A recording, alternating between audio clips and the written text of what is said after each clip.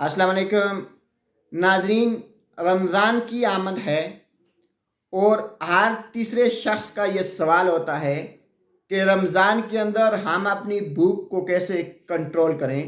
कोई ऐसा तरीका हो कि हमें शाम तक भूख ना लगे, हमें भूख का एहसास ना हो।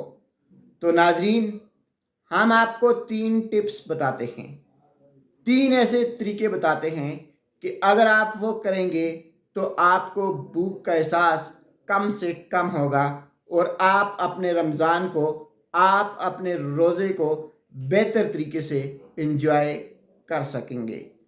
अगर आप सहरी में मुतवाज़न ग़ज़ा खाते हैं, अगर आपकी ग़ज़ा में प्रोटीन्स शामिल हैं, अगर आपकी ग़ज़ा में फ़ाइबर शामिल है, अगर आपकी ग़ज़ा में सेहतमंद चिकनाई है, तो आपका दिन अच्छा गुजरेगा, आपको भूख कम से कम लगेगी।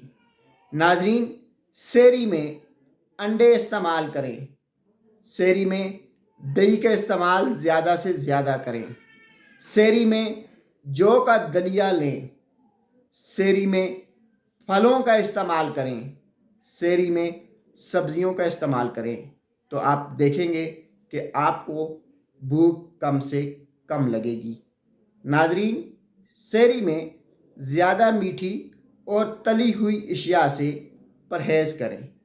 कोशिश करें कि सहरी के वक्त सादा ग़ज़ा खाएं। ज़्यादा मीठी, मरगन और तली हुई चीज़ों से बच के रहेंगे तो आपको भूख कम से कम लगेगी। पानी का ज़्यादा से ज़्यादा इस्तेमाल करें।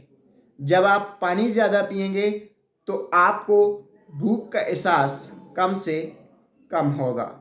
नाजरीन, अपने ज़हनी तौर पर अपने आप को भूख के लिए तैयार रखें, यानी अपने ज़हन में ये बात डालें कि रोज़े से भूख लगेगी और हमने उसे बर्दाश्त करना है। रमज़ान के अंदर हल्की फुल्की वर्जिश भी आपको भूख कमी का एहसास दिलाने में मदद देती है। यानी जब आपको भूख लग रही हो तो आप हल्की फुल्की वर्जिश कर लिया करें, खुसूसी तौर पे असर के टाइम, शाम के टाइम। नाजरीन, सहरी में मुतवाज़न ग़ज़ा ही, सादा ग़ज़ा ही आपको भूख से बचा सकती है, आपका रोज़ा बेहतर तरीके से गुजर सकता है, आप अपने आप को बेहतर फील करेंगे अगर आप सहरी में मुतवाज़न और सादा ग़ज़ा इस्तेमाल करेंगे। शुक्रिया।